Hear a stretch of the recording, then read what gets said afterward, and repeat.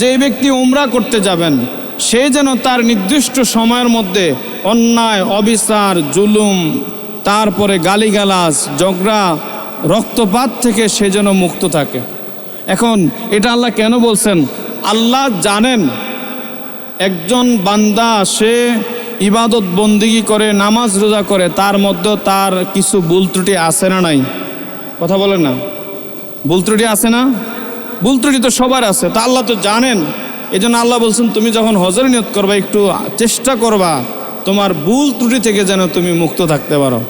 এখন আপনি যদি হজ পালন করলেন কিন্তু আপনি যাওয়ার সময় যদি গালিগালাজ করেন, আবার দেশে আসার পরে যদি আপনি গালিগালাজ করেন, বা ওইখানে গিয়ে যদি আপনি কোনোভাবে গালিগালাজ করেন, বা আপনি অন্যায় কাজের মধ্যে জড়িয়ে পড়েন, মুনাফিকের মধ্যে জড়িয়ে পড়েন, তাহলে তো আপনি কষ্ট করে লক্ষ লক্ষ টাকা খরচ করে আপনি যে হজ করেছেন, আপনার এই হজের কোনো 2 টাকার মূল্য নাই, 2 টাকার মূল্য নাই।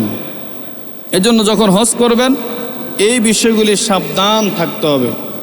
এখন আমার নবীজি এই হাজিদের উদ্দেশ্যে বলতেছেন, যে ব্যক্তির উপর হজ ফরজ, যে ব্যক্তির উপর হজ ফরজ কিন্তু তার সময় সুযোগ সব থাকার পরেও একটানা 5 বছর সে হজ করতে গেল না, 5 বছর সে যদি হজ করতে না যায় এবং এর মধ্যে যদি সে মারা যায়, আমার নবীজি বলছেন ওয়ালাম ইয়াহুজ্জা ফালইয়ামুত ইনশাআ ইহুদিয়া আও নাসরিয়া। আমার নবীজি বললেন সে ব্যক্তি ইহুদি হয়ে মারা যাক অথবা নাসারা হয়ে মারা যাক, আমি কিছুই এই ব্যাপারে বলবো না। আমার বড্ড সে ইহুদি হয়ে মারা যাক, নাসারা হয়ে মারা যাক, আমার কিছু আসে যায় না। তাহলে কয় বছর? আপনার উপর হজ ফরজ হইলে সর্বোচ্চ আপনি 5 বছর অপেক্ষা করতে পারবেন। 5 বছরের পরে যদি আপনি মারা যান হজ ফরজ হওয়ার পরেও, তাহলে আপনি ইহুদি মরেন আর নাসারা হয়ে মরেন, বেঈমান হয়ে মরেন আর মুনাফিক হয়ে মরেন, এর দায়ভার আমার রসুল নিবেন না। আরও উল্টা আমার রসুল করিম তার উপর লানত করেছেন। এই জন্য যার উপর হজ ফরজ হজ করবেননি, বলেন না? যার উপর হজ ফরজ অবশ্যই অবশ্যই আপনি কিন্তু হজ করে নেবেন। এখন হজ করার জন্য আরেকটা শর্ত আছে। আমার নবীজি বলছেন যে ব্যক্তি হজ করার সময় তার অর্থটা, তার যানবাহনটা, তার সব পোশাকটা এটা যদি হালাল থাকে, এটা যদি হালাল থাকে, তখন আপনি যখন মক্কা শরীফের মাঝে যাবেন, কাবার কাছে গিয়ে যদি আপনি বলেন লাব্বাইক আল্লাহুম্মা লাব্বাইক লা শারীকা লাকা লাব্বাইক ইন্নাল হামদা ওয়ান নি'মাতা লাকা ওয়াল মুলক লা শারীকা লাকা লাব্বাইক। আপনি যখন এই দোয়া কাবা শরীফের কাছে পড়েন, তখন একজন ফেরেশতা মিনাস সামায়ে লাব্বাইক ওয়া সাদাইক জাদুকা হালাল ওয়া রাহিলাতুকা হালাল ওয়া হাজ্জাতুকা মাবরুরুন গায়রে মাযুর। সুবহানাল্লাহ বলেন না? একজন ফেরেশতা ডাক দিয়া বলতেছেন, হে হাজি, হে হাজি, তোমার লাব্বাইক বলাটা, সাক্ষী দেওয়াটা, উপস্থিতিটা এটা হালাল, জাদুকা হালাল, তোমার এই টাকাটা এটাও তোমার হালাল, ওয়া রাহিলাতুকা হালাল, তোমার যানবাহনটাও হালাল, ও হাজ্জাতুকা মাবরুর গায়রে মাবরুর, তুমি যেই উপার্জন দিয়ে এসেছ, এই হালাল বাহন দিয়ে এসেছ, তোমার এটা আল্লাহর দরবারে কবুল হয়ে গেছে। তুমি হালাল বাহন, তোমার হালাল বাহন, তোমার হালাল টাকা, হালাল পোশাক, তুমি সেখানে গিয়ে লাব্বাইক আল্লাহুম্মা লাব্বাইক বলতেছ, ফেরেশতারা বলতেছে তোমার সব কিছু কবুল, তোমার হজও কবুল, কারণ তোমার টাকা হালাল, তোমার যানবাহন হালাল, তোমার পোশাক হালাল, তোমার নিয়ত সহি, তোমার হজও কবুল। আর যেই ব্যক্তির সম্পদ হারাম, টাকা পয়সা হারাম, এই টাকা দিয়ে কাপড় চোপড় পোশাক কিনেছে, পোশাক পরেছে, এটাও হারাম। সে যে এহরামের কাপড় পরেছে এটাও হারাম। এগুলি দিয়ে যখন মক্কা শরীফের মাঝে যায়, মক্কা মদিনায় যাওয়ার মতো যার সক্ষমতা রয়েছে ওই ব্যক্তির উপর হজ পালন করা ফরজ। সুবহানাল্লাহ বলেন না। যে ব্যক্তি সক্ষম বলতে এখানে বোঝানো হয়েছে যার রাস্তাটা নিরাপদ, কোনো বাধা বিপত্তি নাই, কোনো বিধর্মী সরকার থেকে কোনো বাধা প্রদান নাই, এবং তার অর্থনৈতিক অবস্থা সচ্ছল, সে হজ করার জন্য যাওয়া আসার পথ খরচ, থাকার খরচ আর তার ফ্যামিলির ভরণ পোষণের জন্য যা যা আছে সব কিছু সে যদি বহন করতে পারে তাহলে তার উপর হজ করা ফরজ। হজ করা ফরজের জন্য আরও কিছু শর্ত রয়েছে। আরও কিছু শর্ত হলো, মুসলিম ব্যক্তি, আল মুসলিমু, মুসলমান হওয়া লাগবে। কি হওয়া লাগবে? মুসলমান ব্যক্তির উপর হজ ফরজ, অমুসলিমের উপর হজ ফরজ নয়। মুনাফিক, ফাসিক, নেফাকির উপরে হজ ফরজ নয়। 2 নম্বর, ব্যক্তিটা আকলওয়ালা, আল আকলু, আকলওয়ালা, জ্ঞানবান হতে হবে। অর্থাৎ তার মানসিক যদি রোগ থাকে ওই ব্যক্তির উপর হজ ফরজ নয়। তাহলে মানসিকভাবে যদি সে সুস্থ থাকে, তার আকল জ্ঞান থাকে, তার উপর হজ ফরজ। আল মারিদু, অসুস্থ, সুস্থ ব্যক্তির উপর হজ ফরজ, অসুস্থ ব্যক্তির উপর হজ ফরজ নয়। তো এক্ষেত্রে যে ব্যক্তি মনে করেন অসুস্থ, তার উপর সে কিভাবে হজে যাবে? সে যদি মনে করে না আমার শরীরে আমি যেতে পারবো বা আমার দ্বারা মোটামুটি সক্ষম, তাহলে সে ইচ্ছা করলে সে যেতে পারে। যদি বলে না আমার উপর হজ ফরজ কিন্তু আমি শারীরিক অবস্থার কারণে আমি হজ করতে পারবো না, সেক্ষেত্রে আপনার হজ ফরজওয়ালা ব্যক্তির পক্ষ থেকে তার আওলাদ, ওলি, ওয়ারিস থেকে একজন ব্যক্তি হজ আদায় করে দিলে হবে, অথবা তার মনোনীত একজন ব্যক্তি যদি হজ আদায় করে দেয় তাহলে ওই ব্যক্তির পক্ষ থেকে হজ আদায় হয়ে যাবে। সম্মানিত হাজিরিন, হযরত আব্বাস রাদিয়াল্লাহু তাআলা আনহুর বর্ণনায় একটা হাদিসে কারিমা এসেছে, খাসআম গোত্রের এক মহিলা নবীজির দরবারে গেলেন, গিয়ে বললেন, ইয়া রাসূলুল্লাহ, ইয়া হাবিবাল্লাহ, আমার পিতার উপর হজ ফরজ করা হয়েছে। আমার পিতার উপর হজ ফরজ, তার অর্থনৈতিক সব কিছু ঠিক আছে, কিন্তু তিনি অনেক বৃদ্ধ, তিনি স্বাভাবিকভাবে হাঁটা চলা তেমন একটা করতে পারেন না। তাই আমি কি তার পক্ষ থেকে হজ করব? আমার নবীজি বললেন, নাম, তুমি হজ পালন করে নিতে পারো।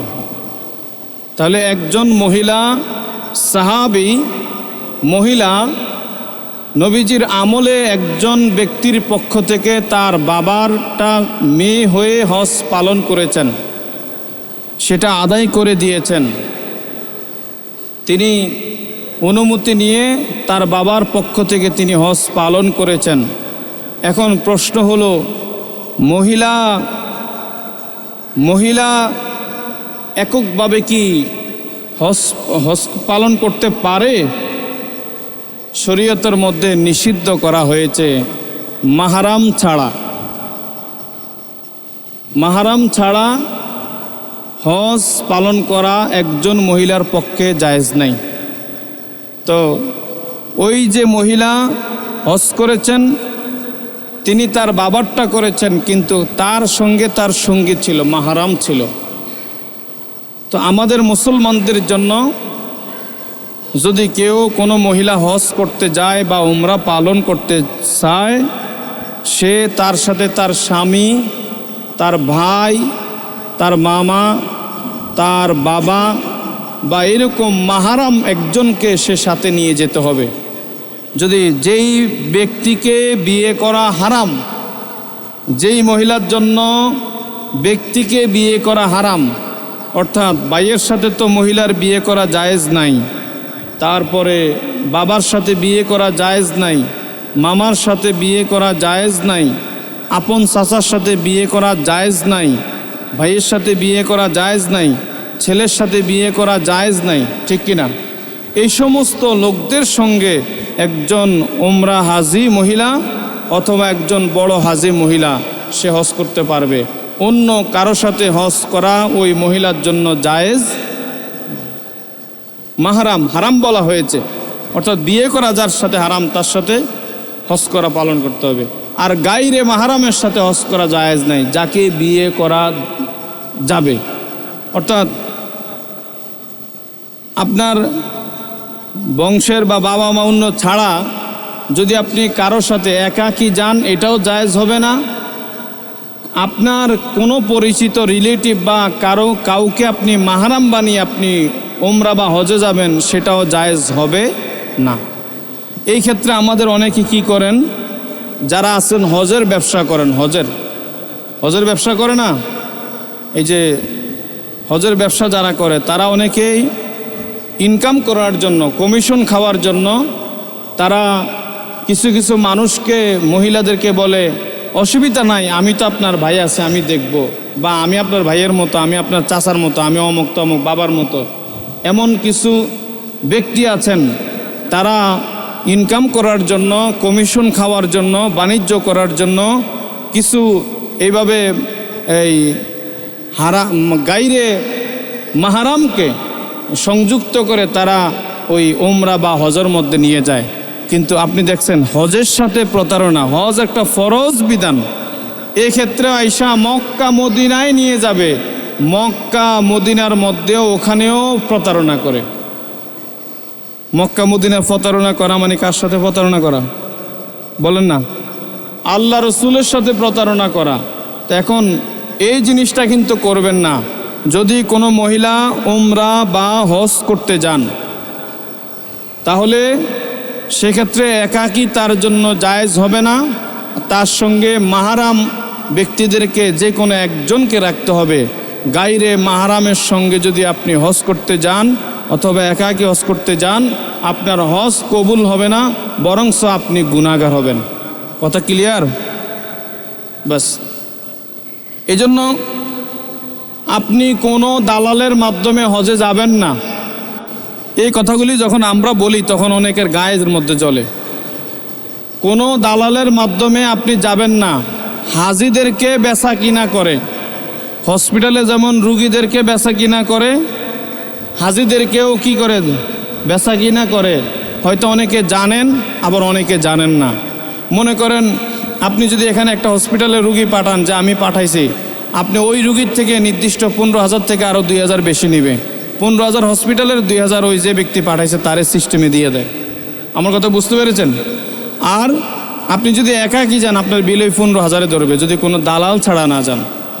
আবার হজের ক্ষেত্রে সেম, আপনি যদি কোনো ব্যক্তির মাধ্যমে পরামর্শ করে যান, ওই ব্যক্তি বলবে এটা আমার লোক, তাহলে আপনার নির্দিষ্ট যে অ্যামাউন্টটা আছে, নির্দিষ্ট যে অ্যামাউন্ট, মনে করেন আপনি প্যাকেজ আছে ABC, একটা আছে মনে করেন প্যাকেজ মূল্য 1,70,000, আরেকটা আছে 1 লক্ষ, প্যাকেজ B 1,50,000, আর একটা আছে 1,30,000।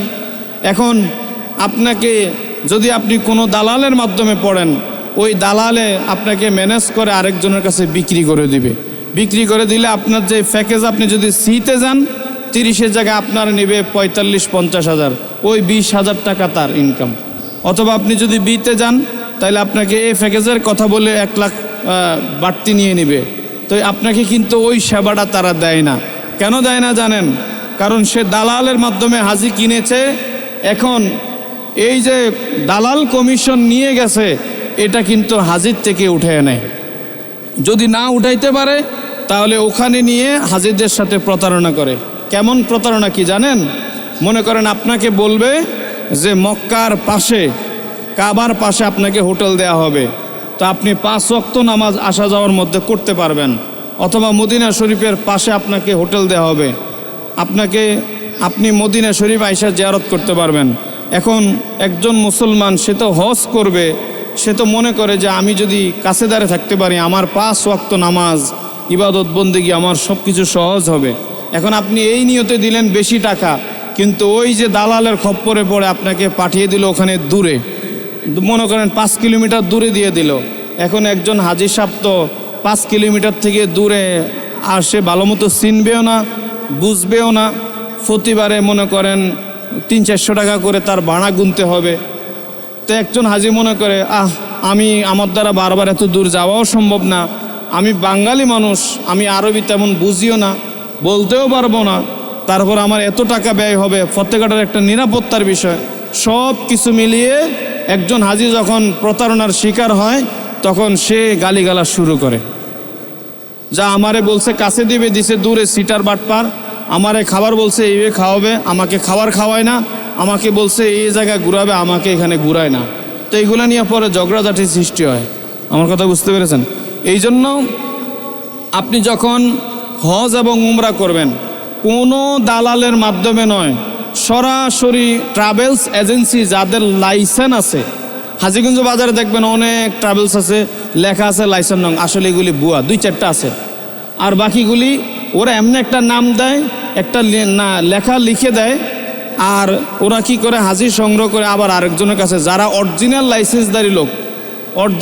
লাইসেন্সদারি লোকের কাছে তারা বিক্রি করে দেয়।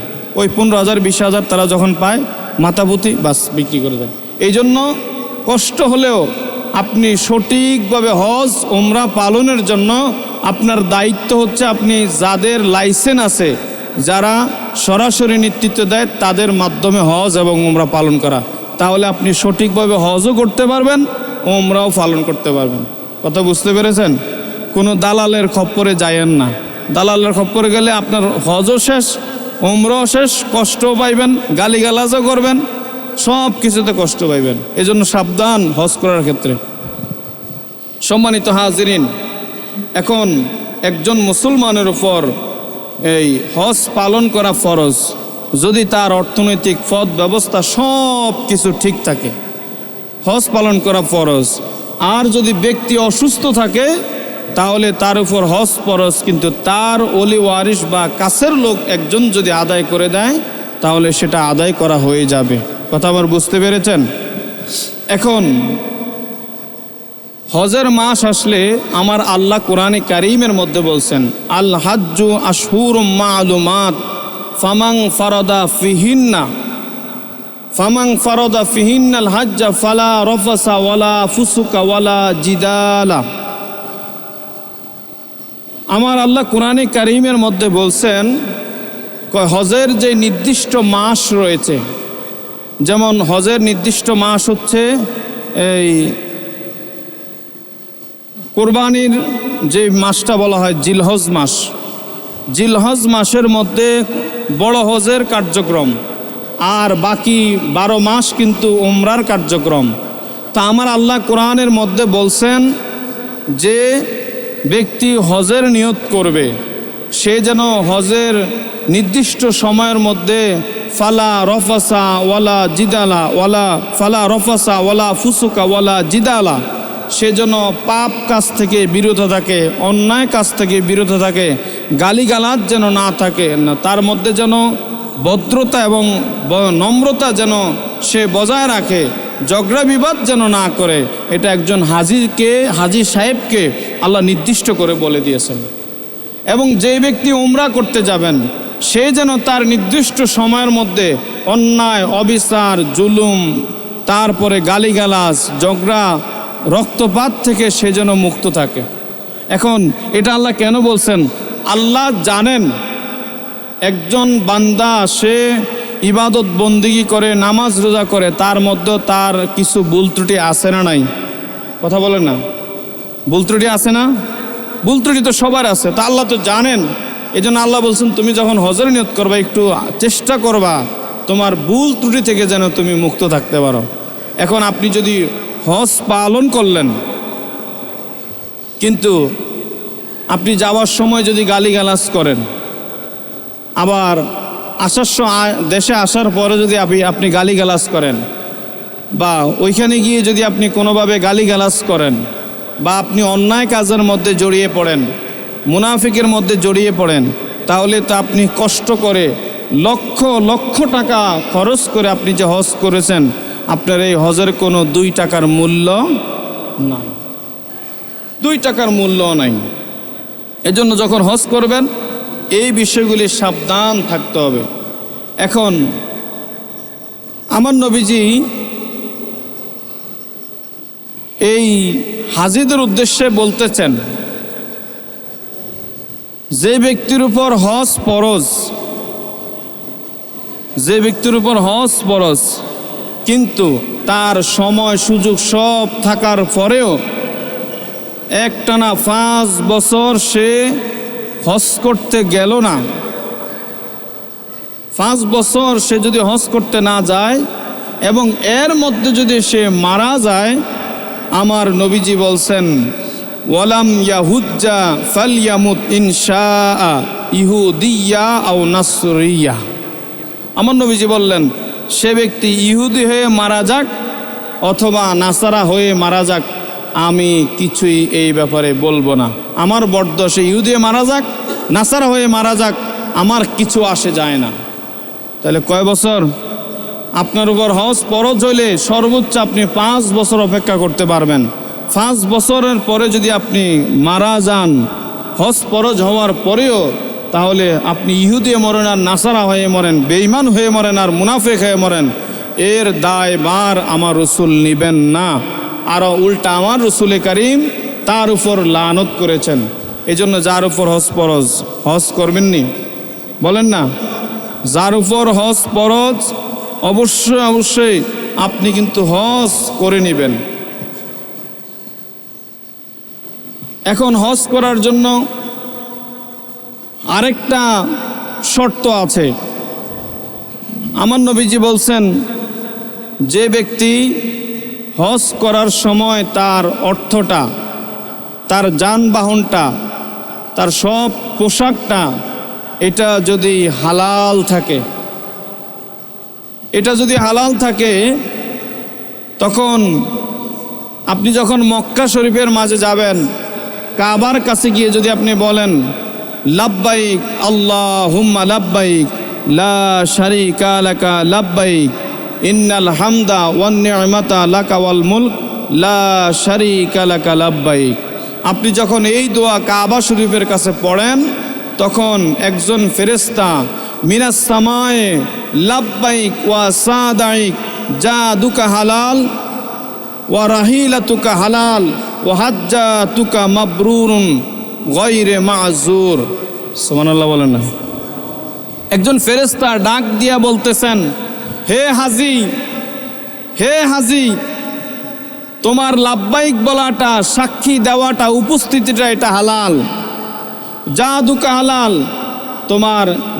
তোমার এই টাকাটা এটাও তোমার হালাল, ওয়া রাহিলাতুকা হালাল, তোমার যানবাহনটাও হালাল, ও হাজ্জাতুকা মাবরুর গায়রে মাবরুর, তুমি যেই উপার্জন দিয়ে এসেছ, এই হালাল বাহন দিয়ে এসেছ, তোমার এটা আল্লাহর দরবারে কবুল হয়ে গেছে।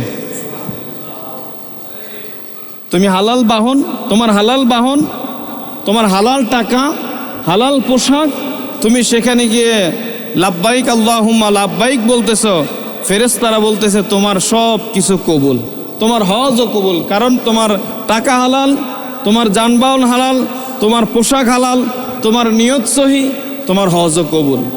আর যেই ব্যক্তির সম্পদ হারাম, টাকা পয়সা হারাম, এই টাকা দিয়ে কাপড় চোপড় পোশাক কিনেছে, পোশাক পরেছে, এটাও হারাম। সে যে এহরামের কাপড় পরেছে এটাও হারাম। এগুলি দিয়ে যখন মক্কা শরীফের মাঝে যায়, কাবা শরীফের কাছে গিয়ে যখন বলে লাব্বাইক আল্লাহুম্মা লাব্বাইক লা শারীকা লাকা লাব্বাইক ইন্নাল হামদা ওয়ান নি'মাতা লাকা ওয়াল মুলক লা শারীকা লাকা লাব্বাইক, হে আল্লাহ আমি উপস্থিত, লাব্বাইক আল্লাহুম্মা লাব্বাইক লা শারীকা লাকা লাব্বাইক, তোমার কোনো শরীক নাই, ইন্নাল হামদা তোমার জন্য সমস্ত প্রশংসা, ওয়ান নি'মাতা সব নেয়ামত তুমি আমাদেরকে দিচ্ছ, এই নেয়ামতের মালিকও তুমি, লাকা ওয়াল মুলক পৃথিবীর সব কিছুর মালিক তুমি। এইভাবে যখন আপনি কাবা শরীফের কাছে গিয়ে বলতে থাকেন, তখন ফেরেশতা দ্বারা একজন এসে বলতেছেন লা লাব্বাইক লা ওয়ালা সাদাইক জাদুকা হারাম ওয়া নাফাকা তুকা হারাম ওয়া হাজ্জা তুকা মাজুর গায়রে মাজুর মাবরুর। তখন একজন ফেরেশতা বলতেছে, হে হাজি, তুমি এখানে এসেছ, তোমার তো অর্থ হারাম, তুমি ঘুষ খেয়ে সুদ খেয়ে প্রতারণা করে হারামভাবে তুমি টাকা ইনকাম করে তুমি হারাম যানবাহন দিয়ে তুমি মক্কা শরীফে এসেছ, তোমার গায়ের যে এহরামটা পোশাকটা এটা হারাম, তোমার যানবাহনও হারাম, টাকাও হারাম। কারণ এখানে তুমি যে হজ করতে এসেছ, তুমি লাব্বাইক বলতেছ, তোমার এই লাব্বাইক বলাটা আল্লাহর দরবারে এটা কবুল নয়, এবং তুমি যে হজ করতে এসেছ তোমার হজটাও আল্লাহর দরবারে কবুল হবে না। ফেরেশতারা সরাসরি সাক্ষী দিয়ে দিচ্ছেন। এখন সিদ্ধান্ত আপনার, সিদ্ধান্ত আপনার। আপনি যখন হজ করতে যাবেন, আপনার হজের টাকা কি আসলে হালাল? আপনার যানবাহন কি আসলে হালাল? আপনার এহরাম কি হালাল টাকা দিয়ে কিনা সেটা তো এটা আপনি জানেন। এখন আমাদের সমাজের মধ্যে এমন কিছু মানুষ পাওয়া যায়, কেমন জানেন, নিজে সিটারি বাটপারি করে সংসার চালা, সব ঠিক আছে, যখন হজের নিয়ত করে তখন সে হালালভাবে মানে ওই হজের টাকাটার ব্যবস্থা করে, আছে না নাই? কথা বলেন না। মানে মনে করে যে হজ যেহেতু আমি করব, এটার জন্য সে এক্সট্রা মানে হালালভাবে টাকাটা ম্যানেজ করে। আমি অনেককে দেখেছি। এখন আপনি হজের টাকা হালালভাবে ম্যানেজ করতেছেন, কিন্তু আপনি যে এই খাবার খাচ্ছেন হারাম দিয়ে, আপনার যে রক্ত হারাম, কথা বলেন না, আপনার তো রক্তেই হারাম, আপনার রক্ত তো অপবিত্র। কারো শরীরের মধ্যে যদি এক ফোঁটা হারামের টাকায় হারামের উপার্জনের এই রক্ত হয়, এই এক ফোঁটা রক্ত হারাম থাকলেও সে শুধু হজ না, সে যদি নামাজ রোজা যত রকমের ইবাদত বন্দেগী করুক না কেন, তার এগুলি আল্লাহর দরবারে কবুল হবে না। ইবাদত কবুল হওয়ার প্রথম নাম্বার শর্ত হলো হালাল খাওয়া। এখন আপনি অন্য সব হারাম করতেছেন, হজের সময় এসে আপনি চিন্তা করলেন না এটা তো হারাম দিয়ে হবে না, এটা হালালের চিন্তা করেন, কিন্তু আল্লাহ বলছেন সব জায়গার মধ্যে তুমি হালালের চিন্তা করতে হবে। নামাজের ক্ষেত্রে হালালের চিন্তা করতে হবে, আপনার রোজার ক্ষেত্রে হালালের চিন্তা করতে হবে, হজের ক্ষেত্রেও করতে হবে, জাকাতের ক্ষেত্রেও করতে হবে। আপনি 2 নম্বরই করে পয়সা যদি কামিয়ে আপনি যে ইনকাম করে যদি আপনি জাকাতের টাকা দেন, এটা কি হবে? আপনার তো সম্পদই তো হারাম, আপনি জাকাত দিলেই বা কি না দিলেই কি, কথা বুঝছেন? সম্মানিত হাজিরিন, আমার নবী করিম সাল্লাল্লাহু আলাইহি ওয়াসাল্লাম ইরশাদ করেছেন, যেই ব্যক্তি হালাল টাকা দিয়া হালালভাবে সহি নিয়তে যদি হজ পালন করে, আমার নবীজি বলছেন মান হাজ্জা লিল্লাহি ফালাম ইয়ারফুস ওয়ালাম ইয়াফসুক রাজা কা ইয়াউমিন ওয়ালাদাতহু উম্মাহু। সুবহানাল্লাহ বলেন না। আমার নবীজি বললেন মান হাজ্জা লিল্লাহি, যেই ব্যক্তি সহিভাবে আল্লাহর জন্য হজ পালন করে, ফালাম ইয়ারফুস ওয়ালাম ইয়াফসুক, সমস্ত পাপ কাজ থেকে মুক্ত থাকে, অন্যায় অপরাধ থেকে মুক্ত থাকে, রজা সে যেন ফিরে আসবে কায়াউমিন তার কওমের মধ্যে, ওয়ালাদাতহু উম্মাহু সে যেন নিষ্পাপ একজন শিশুর মতো মক্কা শরীফ থেকে তার গন্তব্যের মধ্যে ফিরল। সুবহানাল্লাহ বলেন। তাহলে একজন লোক যদি আল্লাহর জন্য সঠিকভাবে হজ করে, অন্যায় অপরাধ থেকে পাপ থেকে মুক্ত থাকে, আল্লাহ বলছেন সে একেবারে মাসুম নিষ্পাপ একটা শিশুর মতো। মাসুম নিষ্পাপ শিশুর যেমন গুনাহ নাই, একজন কবুলকৃত হাজিরও তার কোনো গুনাহ থাকতে পারে না। তাহলে আল্লাহর জন্য আমরা হজ করব। কার জন্য? আল্লাহর জন্য। হাজি সাহেব এটা বলবে এই জন্য আমরা কোনো হজ করব না। কেউ হাজি সাহেব যদি কেউ আপনাকে বলে, সেটা হলো তাকে সম্মান করে বলে। কিন্তু আপনি যদি নিজে বলেন যে আমাকে হাজি সাহেব বলতে হবে, আমার পোস্টারের মধ্যে হাজি সাহেব লিখতে হবে, তাহলে তো এটা আপনার হজ হইল না। এটা হইলো আপনার লোক দেখানো, নাম ফুটানোর জন্য আপনি নিজের নামের সঙ্গে বা অন্যদেরকে আপনি বলে দিচ্ছেন যেন হাজি লেখে। এই বিষয়গুলি সাবধান, কারণ এটা তো একটা ইবাদত। এটা তো কোনো হাজি সাহেব, এটা কোনো লকব নাম। লকব হচ্ছে কেউ যদি কামেল পাস করে তাকে মাওলানা বলা হয়, সে যদি ফিকার উপর পাস করে তাকে মুফতি বলা হয়, সে যদি হাদিসের উপর পাস করে তাকে মুহাদ্দিস বলা হয়, সে যদি তাফসিরের উপর পাস করে তাকে মুফাসসির বলা হয়, সে যদি আরবি সাহিত্যের উপর পাস করে তাকে মুহাদ্দিস বলা হয়। সেটা তো একটা লকব। আমার কথা বুঝতে পেরেছেন? এটা কোনো ইবাদত না, এটা একটা ডিগ্রি, একটা লকব। যে ব্যক্তি এমবিবিএস পাস করেছে তার আগে ডক্টর লেখা হয়, ডাক্তার লেখা হয়। তো যে ব্যক্তি লয়ার পড়েছে তাকে অ্যাডভোকেট বলা হয়। এটা তো তার প্রত্যেকের এক একটা লকব, এটা তার অর্জন। কিন্তু নামাজ পড়লে নামাজের ক্ষেত্রে এটা অর্জন না। হাজির ক্ষেত্রে হাজি বলতে হবে, এটা কোনো অর্জন না, এটা হচ্ছে তার একটা ইবাদত।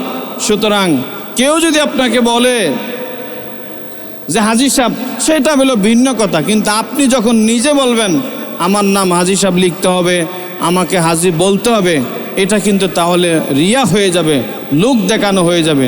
আপনাকে কেউ সম্মান করে বলুক, তাতে কোনো সমস্যা নাই। সম্মানিত হাজিরিন, আমরা যখন হজ পালন করতে যাই, হজ পালন করতে গেলে আমরা অনেকে হজের নিয়ম কানুন জানি না।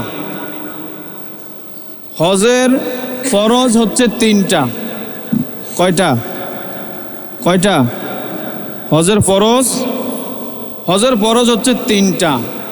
1 নম্বরে এহরাম বাঁধা, 2 নম্বরে আরাফাতের ময়দানে অবস্থান করা, 3 নম্বরে পবিত্র কাবা শরীফ তাওয়াফ করা। এই 3টা হচ্ছে হজের ফরজ।